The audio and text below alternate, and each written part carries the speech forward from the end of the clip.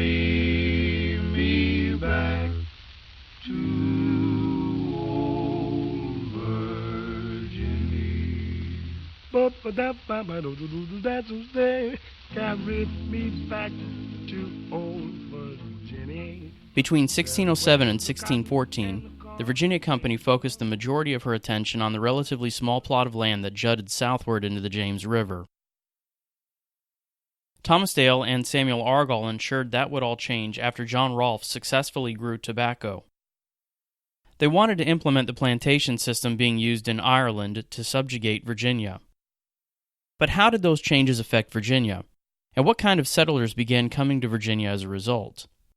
What were settlers looking for upon their arrival to Virginia, especially after 1614? How would new arrivals now live in the New World? Where would they live? More importantly, why would they come at all?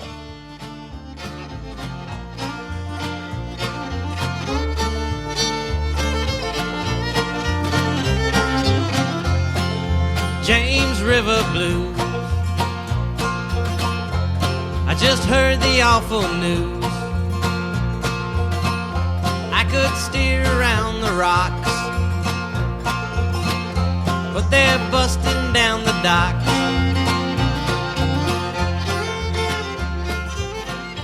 Virginia, as we've seen to this point, was inhospitable.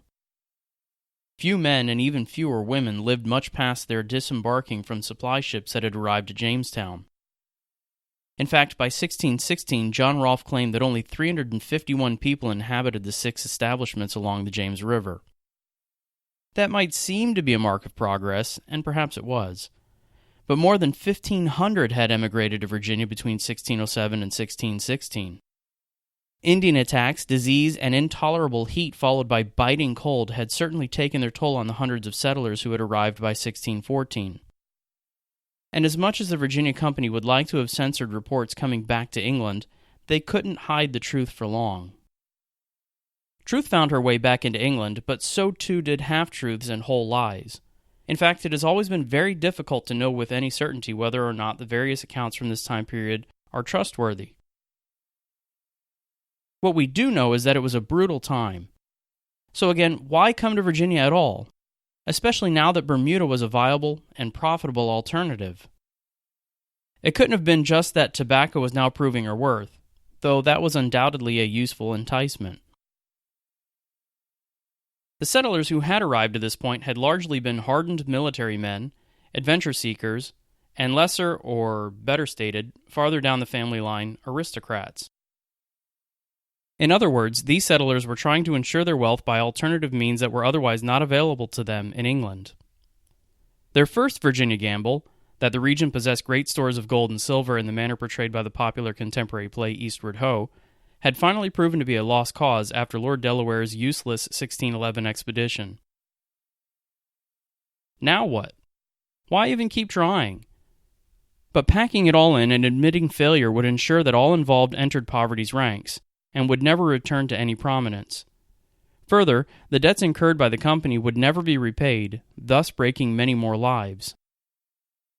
So the company had to change her approach. A potential land offering was extremely attractive, especially to those who would never have been able to inherit personal private property in England, and inheritance was the only way to acquire land at that time. That train came on through, and the work's gotten slow. Now where's the boatman to go? I think I'll float on down to Richmond. Thus, Dale's work in 1611, accompanied with potential new land opportunities after 1612, served to spread the settlement away from that swampy death trap jutting into the James River. The previously mentioned cities at Henrico, Kecoughtan, and Bermuda City that Dale had envisioned were central to his remodeling scheme. But Dale had also wanted to reward the few remaining settlers that came to Virginia before 1609. His plan was to free a group of ancient planters, as he apparently termed them, with land that they could privately tend.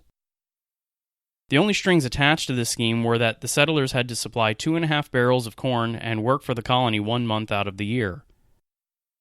Thankfully for the rewarded settlers, that month of service would be outside of planting and harvest times. The first ancient planter to receive land appears to be one William Spence, not to be confused with the later arriving William Spencer, who arrived at Jamestown aboard the first resupply mission in late 1607. He was given land near Archer's Hope, upon which he raised tobacco under the guidance of John Rolfe. Soon, a relatively lengthy list of ancient planters would also receive lands along the James River. As historian Benjamin Woolley notes in his book Savage Kingdom, such men had been denied their proper rewards for venturing into the New World by poor leadership and political chicanery. At last, these obstacles were being overcome, allowing even the humblest laborer, through hard work, social responsibility, and pious worship, to better himself. Woolley's assessment is correct, but before Spence received his land and the rest of the ancient planters were granted their properties, the James River was already being carved up by company men like Lord Delaware, Samuel Argall, and John Martin. Dale's focus, as mentioned in the last episode, was to focus northward on Henrico. He wanted settlements to extend outward from this new base, and the incoming Englishmen had no problem finding ample lands in the newly cleared regions around what is called the curls of the James River. Dale's plan certainly seemed to be the wave of the future, for by 1616 almost 70% of the settlers lived upriver. Jamestown during this time period was essentially abandoned, as it was left as little more than a defensive outpost and hog pen. Those who had moved upriver built 6 main outposts.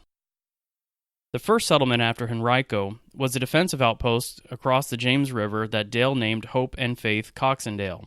Today we know the area simply as Coxendale. To bolster the settlement, Dale ringed it with a series of small forts named Elizabeth, Charity, and Patience.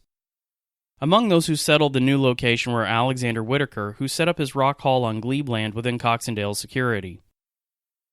Further, the settlers at Coxendale established Mount Malady, the first known hospital to be established by the English in the New World.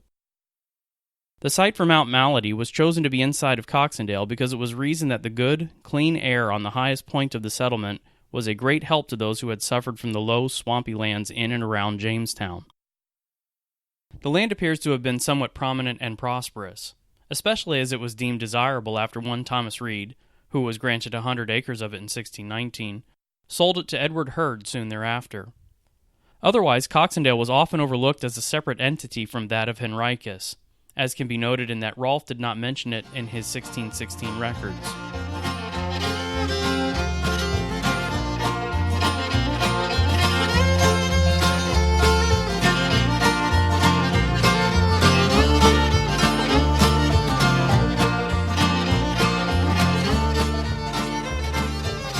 Once Henricus was secure and the Indian threat tamed, Dale moved more than 100 settlers southward to settle Bermuda City, the would-be replacement of Jamestown's governmental seat. Ralph Haymore offers a glimpse into the Dale mind by mentioning that he moved toward the lands that were to become Bermuda City in an effort to, quote, establish more habitation, security, and commodity against foreign designs and invasions. The project to make this move was undertaken on land adjacent to the Appomattox and James Rivers, 5 miles, as the crow flies, from Henricus, but 14 miles if traveled by the James. From this new city, Dale planned to establish other Bermudas, as he called them. They were a series of 5 plantations as listed by Haymore. They were Upper, Nether, Rochdale, Weston Shirley, and Diggs his Hundred. Upper Hundred's records don't reveal much. It was an area of about 400 acres that were settled in 1613 on the James River's northern bank, south of Henrico, and across the river from the Nether Hundred in the area today known as Curl's Neck. Not much was grown upon the land before 1622, though attempts were certainly underway before that fateful year.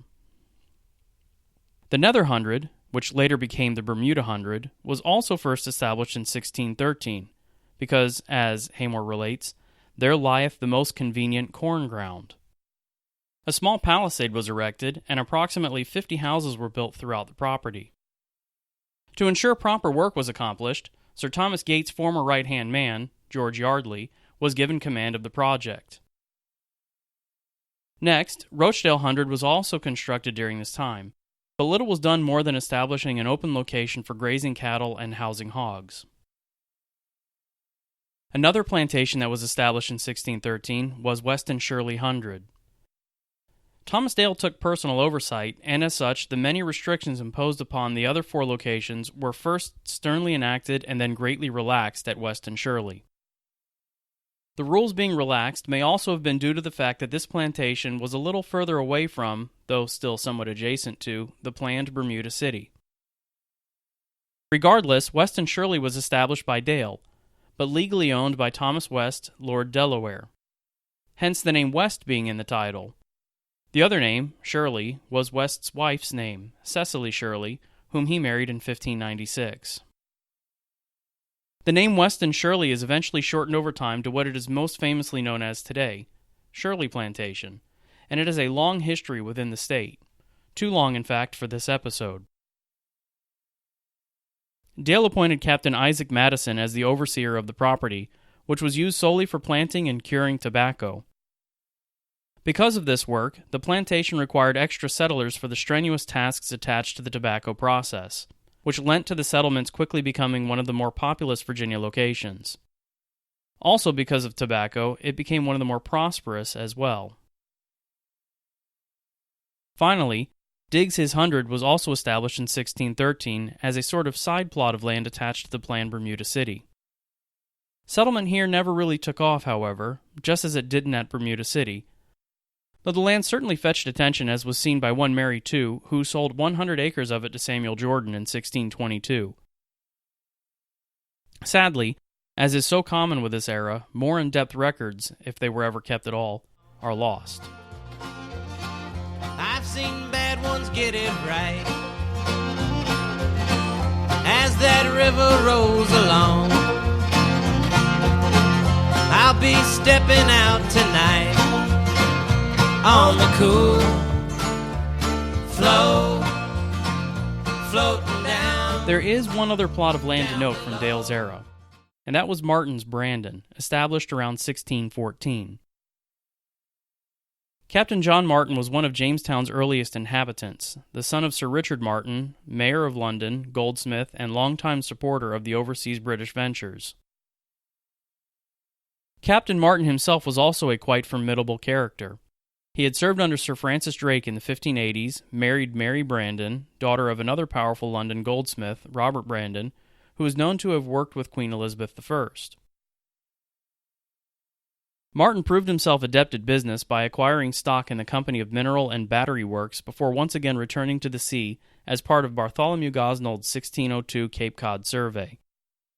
While there, they viewed what is known as Martha's Vineyard today, but it might have actually been named for John Martin himself, as many extant 17th century maps call the island Martin's Vineyard. Business and the sea came calling upon John Martin's experience once again when he was tipped to lead the assaying experiments for the newly formed Virginia Company. Thus, Martin, along with his teenaged son, arrived at Jamestown with the first settlers in April 1607. After arriving at Jamestown, Martin's name was read as being one of the new colony's council members. But the loss of his son, apparently to the fatal mixture of starvation and disease that took so many lives, as well as his apparent support for John Smith, made Martin enemies of at least Edward Maria Wingfield, the then colony president. The apparent theory that he was a Smith ally, however, was soon dashed after Smith returned and disagreed with Martin about the colony's gold potential. Full of anger and disappointment, John Martin returned to England in 1608. But he didn't remain long, because Martin was a passenger aboard the hurricane-plagued third supply that returned to Jamestown piecemeal in 1610 to 1611. Though Martin didn't endure the Sea Venture shipwreck, which instead means that he lived through the horrific starving time. He was still in Virginia when Gates abandoned Jamestown. As we know, Martin was one of the few who did not want to give up the colony so quickly. Under Dale's tenure, Martin seems to have maintained somewhat of a vaulted legacy, one that allowed the aged captain to start operating on the lower James as early as 1614 in a large 7,000-acre tract that juts northward into the James River. As with the other early settlements, records don't indicate much, though it appears that some action was taking place on the plantation that would officially become known as Martin's Brandon, Brandon being the wife's maiden name, when John Martin was officially granted the land in 1616. Martin's Brandon was, like Weston Shirley, shortened to just Brandon Plantation before being split into Upper and Lower Brandon Plantations. But more on that later, as those changes don't concern us at the moment. What does concern these settlements is how unsuccessful the Virginia Company was, as opposed to how successful the James River plantations became. And they were successful. So successful, in fact, that when the Virginia Company began offering land to potential immigrant investors in 1616, more than 3,000 risked their lives to move across the Atlantic. But by the time the plantations became profitable, Thomas Dale was gone, and a new era in James River plantations was about to begin. I'll become a memory. James River Blue. James River Blue. James River Blue.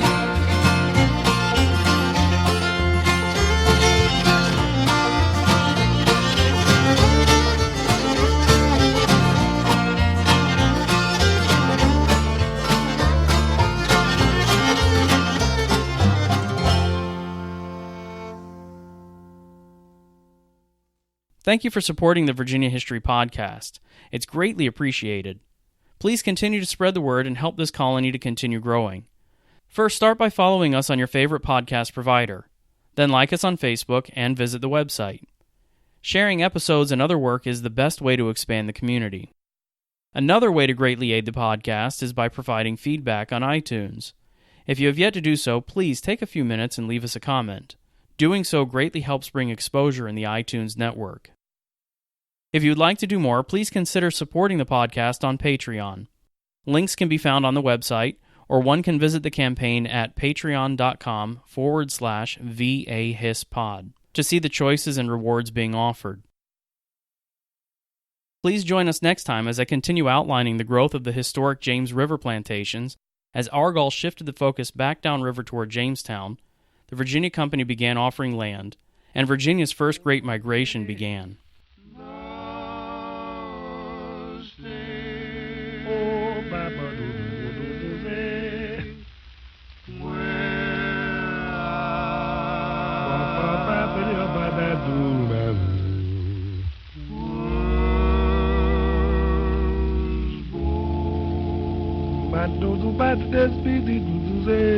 But